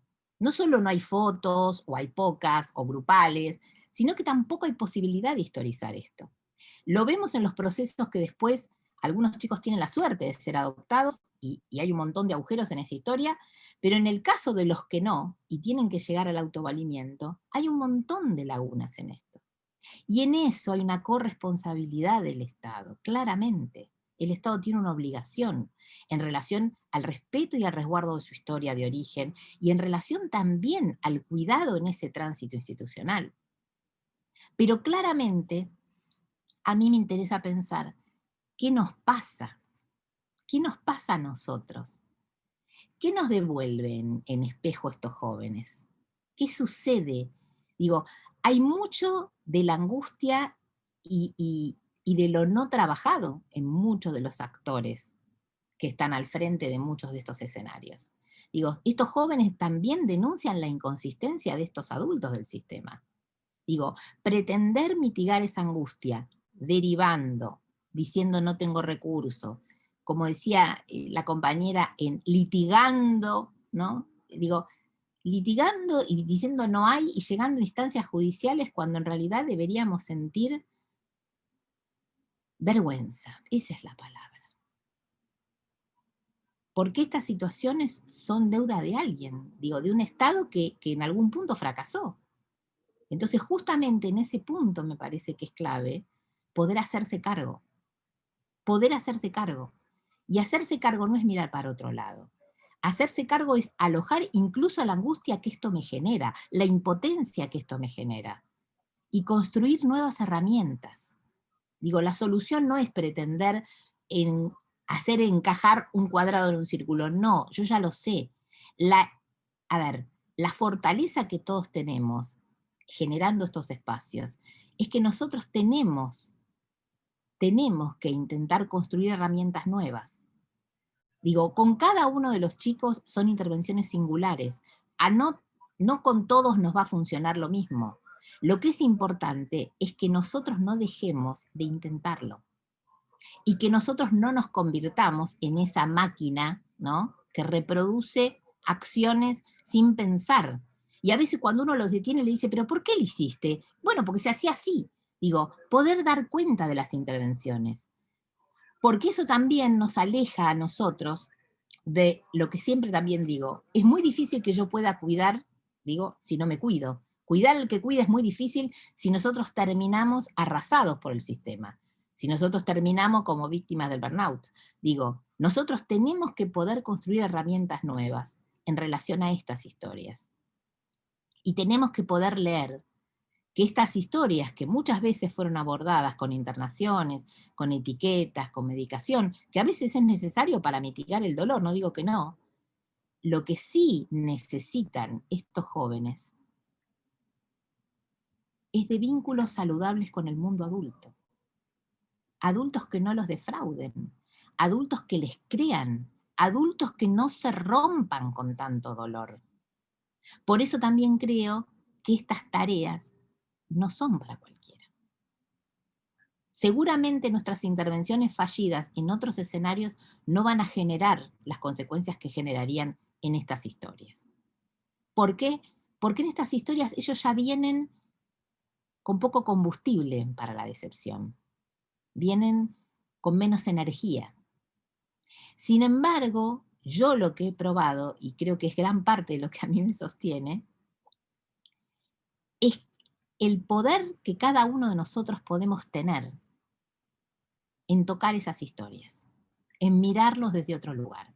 Esto que se dice en relación a la resiliencia es totalmente cierto, pónganle el nombre que quieran. En la vida y en las situaciones de un montón de jóvenes y de niños que han tenido situaciones muy duras, uno ha tenido la suerte de poder escucharlos y de poder seguir acompañándolos en el tiempo.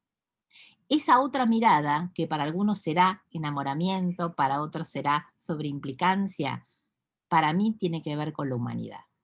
Para mí tiene que ver con el reconocimiento respetuoso y amoroso que enfrente hay otro sujeto y que no lo olvido. Gracias. Gracias, Fabiana. Nada, siento que con todo lo que dijeron no puedo decir más nada. La verdad que me emociona, porque me emociona escuchar tanta coincidencia y saber que somos muchos los que trabajamos desde la misma posición. Y como recién mencionaba Fabi, es algo que tiene que ver con lo humano, ¿no? Acá en el chat alguien mencionaba algo en relación a la ternura de Ulloa, otros también lo nombramos como alojar, como la singularidad. Creo que son todos significantes que vienen en la misma línea, ¿no? Y que si trabajamos desde esa posición y podemos darnos cuenta que somos varios trabajando desde esos lugares en distintos lados del país, del mundo, no sé, de donde sea, está bueno porque es necesario contar con otros. Me encantaría, bueno, esto, que como les dije recién en el chat, que hablen, que pregunten, que hagan comentarios. Digo, hay mucha gente de hogares, hay promotores de derecho, hay operadores, hay psicólogos, hay abogados, hay médicos. Nada, les pido eso, que hablen, que palabra, tomen el espacio, vamos a dar 15 minutos para cerrar y que no extendernos más de las 2 horas. Yo me quedaría todo el día y digo, me parece que está bueno también que si hay interés, volvamos a hacer en algún momento más de estos encuentros y pensar estas temáticas. Pero bueno, en el chat surgía una pregunta que me pareció que es interesante, había un comentario que decía que es muy importante poder trabajar realmente de forma interdisciplinaria o intersectorial, cuidar de los operadores, por todo este tema que señalan de la intervención desde la angustia. Y preguntan, dice, ¿existen dispositivos que se ocupen del acompañamiento de quienes intervienen? Y me parece que está buenísimo ese comentario porque en lo que venimos trabajando, sí, hay muchas respuestas desde la angustia. De hecho, yo creo que el rechazo también es parte de la angustia, ¿no? Porque se rechaza lo desconocido, lo que angustia, lo que no se sabe qué hacer, y está bueno que estén estos espacios, ¿no? alguien que me corrija, que yo sepa, no hay un dispositivo específico de acompañamiento a los operadores, pero sí, por ejemplo, digamos, en el caso desde Doncel sí hacemos ese tipo de acompañamientos, sí pensamos en espacio, en capacitaciones, en talleres, en encuentros, en supervisiones donde podamos alojar algo de esta angustia y pensar desde ahí, digamos, poder correr un poco la angustia para pensar en las situaciones y ver qué podemos hacer. Porque obviamente que digo, todas estas situaciones de tanto riesgo, de tanta complejidad, de tanto desamparo, generan a los que recibimos esa angustia, ¿no? Es como que a veces es muy angustiante ver a un pibe, a un niño, un adolescente, a un joven con tanto sufrimiento y sin uno tener una respuesta o saber qué hacer. Así que me parece que en ese sentido está bueno pensar este tipo de encuentros, también pensar, ¿no?, de que más allá de un dispositivo formal, ¿qué es lo que uno tiene a mano para poder hacer un acompañamiento, para escucharse, ¿sí? Reunirse? Ahí, Fabi, veo que querés decir algo. Sí, no, en esa línea justo, Meli decía, digo, a ver, como a mí me gusta llamarlos a la rebeldía, y he sido la primer rebelde, digo, también creo que es interesante que cada uno de ustedes propicie en sus espacios de trabajo este tipo de encuentros. Digo, la forma más interesante de combatir, digamos, el burnout y estos agotamientos es generando espacios de encuentro.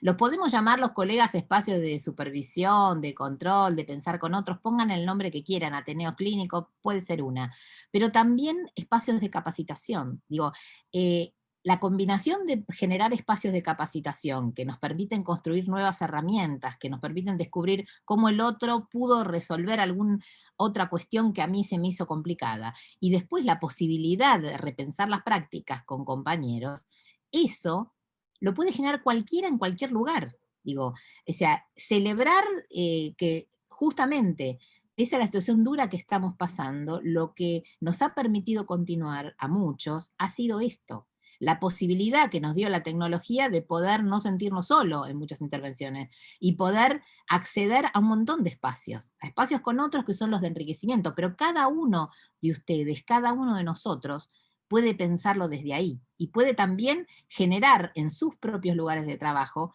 estos espacios que son espacios protectores. Pero no solo protectores de nosotros como operadores, son protectores también de nuestros usuarios, digo, de los chicos, de las chicas y de los adolescentes, porque el punto ciego, lo no visto nuestro, se termina actuando. Y si yo estoy en otro escenario, insisto, bueno, será un error, pero en estas historias, esa actuación tiene que ver con temas en relación a mi propia historia que no terminé de procesar. Y puede ser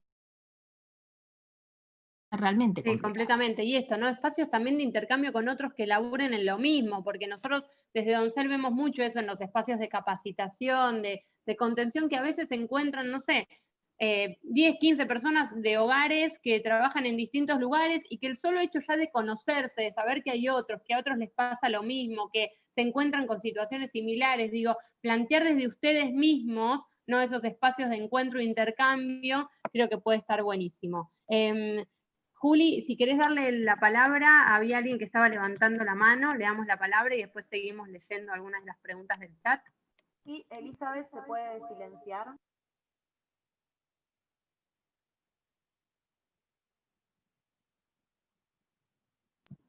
¿Quién es? A ver, Elizabeth había levantado la mano, si quiere hablar.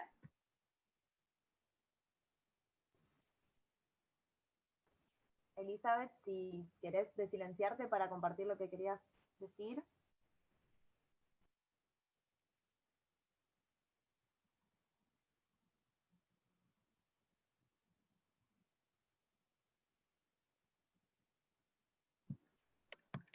Bueno, a ver. No sé si está Elizabeth, no la veo yo. Me parece que levantó la mano para saludar, no para... Ah, puede ser. No. Bueno, a ver, seguimos acá. ¿Alguien más que quiera hacer alguna pregunta en voz alta?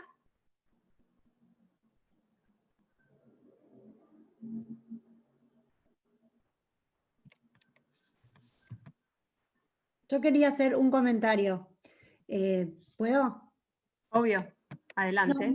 Me parece también como muy interesante, tanto en la exposición de Lucila como en la de Fabiana, ¿no? Esta sanción que viene, digamos, particularmente desde el Poder Judicial, porque en las dos situaciones tuvo que ver con una audiencia, ¿no? Y cómo, digamos, también acompañar, por lo menos en mi caso, digamos, no es algo que yo esté necesariamente obligada, pero realmente siento la obligación de acompañar a mis pacientes a las audiencias judiciales, porque bueno, pues me parece que forma parte del sostén. ¿Y cómo se sanciona, ya sea con esto, sobreimplicación o enamoramiento, lo que yo leería como una posición, de compromiso, ¿no? De compromiso con ese que nosotros tenemos adelante, que también tiene que ver, digamos, con el deseo que a nosotros nos atraviesa en nuestra práctica cotidiana, y digo, qué paradójico, ¿no? Que eso sea sancionado como algo negativo, ya sea o enamoramiento, o estás muy enamorada del paciente, o estás sobreimplicada. Digo, efectivamente hay algo ahí de la posición de compromiso, que también revela esto otro que pasa, que es, bueno, ya no hay nada para hacer. Entonces, cuando uno apuesta y supone que hay algo para hacer, esto es sancionado como sobreimplicación o enamoramiento, cuando en realidad tiene que ver con el deseo, ¿no? Y con el compromiso, y con una apuesta a la construcción de un destino diferente. Me parece que en ese sentido encontrarnos en una mesa con una posición deseante siempre es enriquecedor. Acá hay una pregunta para María Laura Folgar, dice: soy abogada del niño, el abogado del niño que se involucra activamente, hace de nexo entre los distintos organismos y operadores intervinientes, los comunica y conecta. En los casos de adolescentes que cumplen 18 años, además de ejercer la defensa técnica en el expediente, he acompañado y ayudado a los jóvenes a encontrar dónde vivir, dónde estudiar, un trabajo, becas, continuar su terapia psicológica, etc. Es una figura que puede resultar útil. Consulta a la doctora Folgar. Desde el Ministerio, ¿solicitan la designación de abogados del niño?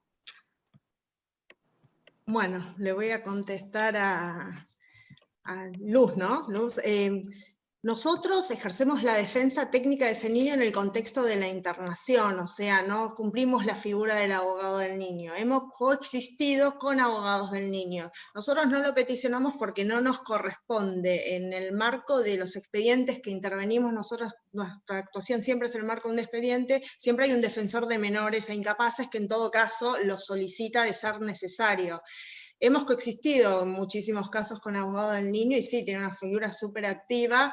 De hecho, me parece que es una figura que falta explotar muchísimo, que sobre todo con los niños que están institucionalizados, y ya no digo salud mental porque tiene específicamente el abogado del artículo 22 que va constantemente, uno no ve que eso ocurra en los hogares, que ahí realmente me parece que sí todos los niños debieran tener un abogado del niño que los visite, que sea el portavoz de lo que le está ocurriendo frente a un juez que controla ese alojamiento en el hogar.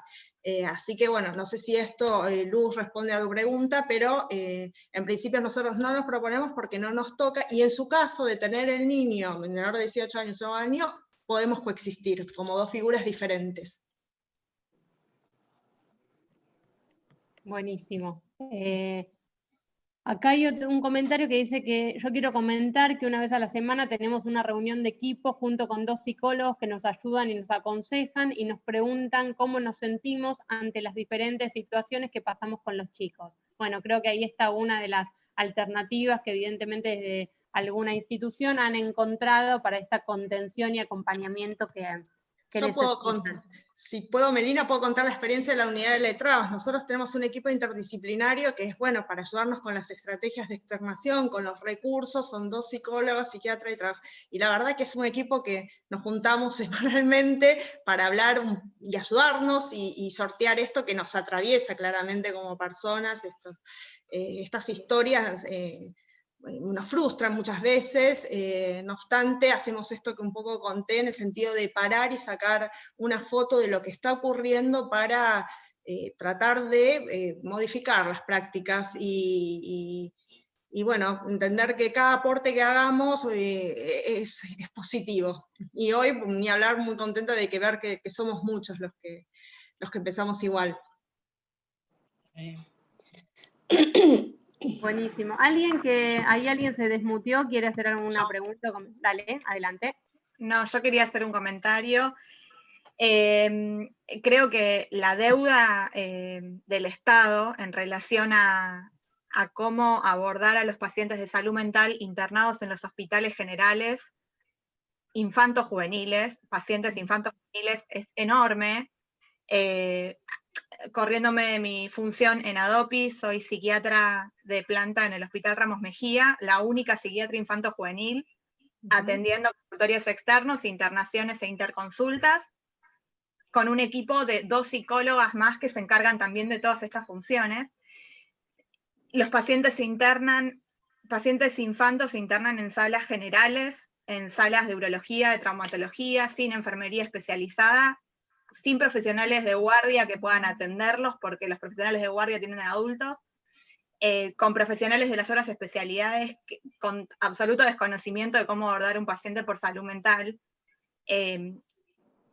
Lo único que nos resguarda a nosotros somos nosotros mismos, nuestros equipos, nuestros pequeños equipos que nos damos fuerza entre nosotros, pero quedamos los profesionales muy expuestos, incluso expuestos hasta legalmente en un montón de instancias por la falta de recursos. Y el padecimiento y el sufrimiento y todo esto recae en los pacientes.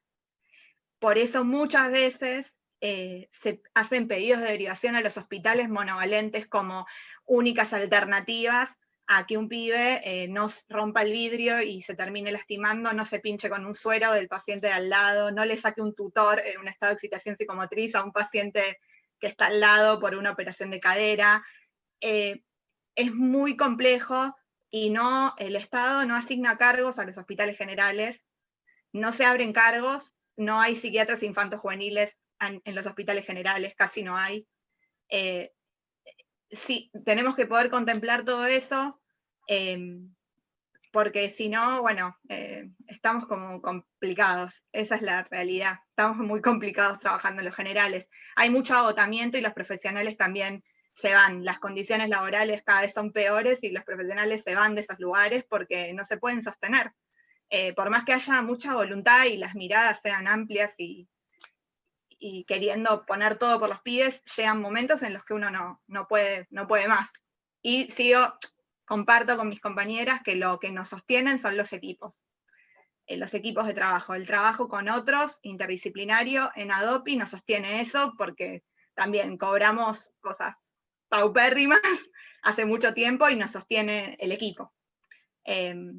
Así que bueno, nada, quería aportar eso porque para poder contextualizar también cómo se trabaja en los hospitales generales, que es muy difícil. Buenísimo, gracias Lu. Un comentario que me parece importante y para ir cerrando, y bueno, en todo caso hacer un segundo capítulo de este encuentro, es algo que dice Andrés, mi compañero, dice que nos debemos una reflexión fuerte respecto de la articulación entre el PAE y salud mental. Tenemos un hueco en el programa que puede derivar en expulsiones y discrecionalidades. Necesitamos que todos los pibes queden adentro del programa y sean acompañados en su subjetividad. Justo hace poquito, esta semana, la semana pasada, medio de casualidad, y en el marco, venía el conversatorio y estaba sucediendo esto, me llamaron de una defensoría para comentarme el caso de un pibe con un certificado de discapacidad que estaba en un hogar, y desde el PAE de Ciudad de Buenos Aires recibió la respuesta de que no podía ser ingresado al programa porque no trabajaban con pibes con discapacidad. Así que me parece que en este marco, con todos los que somos, con la fuerza, con nuestra posición deseante, como dicen ahí algunos comentarios también, creo que está bueno que tengamos en cuenta esto y que también sea algo que nos lo tomemos como propio y como una deuda de seguir trabajando en esta articulación entre salud mental y sistema de protección para que no pasen cosas como estas y en todo caso en la reglamentación del PAE pueda incluirse algo específico para los pibes con alguna situación de padecimiento, ¿sí?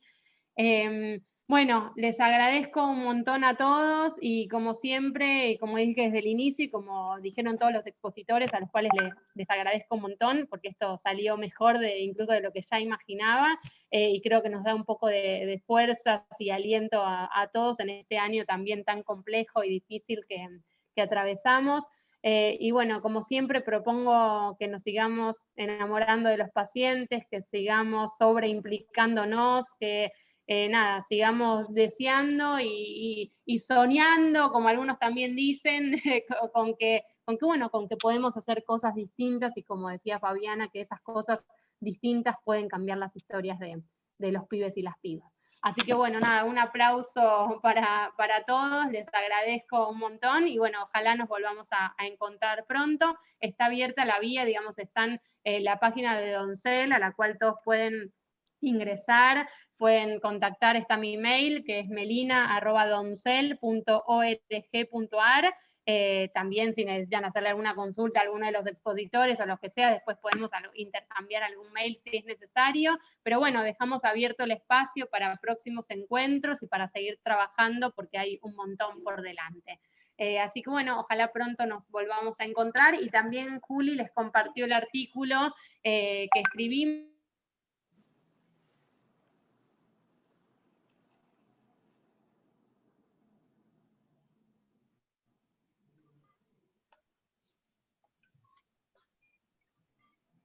Me parece que se tildó, ¿no? Sí, parece que un poco a este conversatorio para que si tienen ganas lo puedan. Ahí estoy como ahí Sí. voy. Se cortó, Meli, sí. Sí, no sé hasta dónde llegué, pero bueno, nada, agradecerles a todos. Bueno. Gracias. Gracias por la convocatoria, un placer.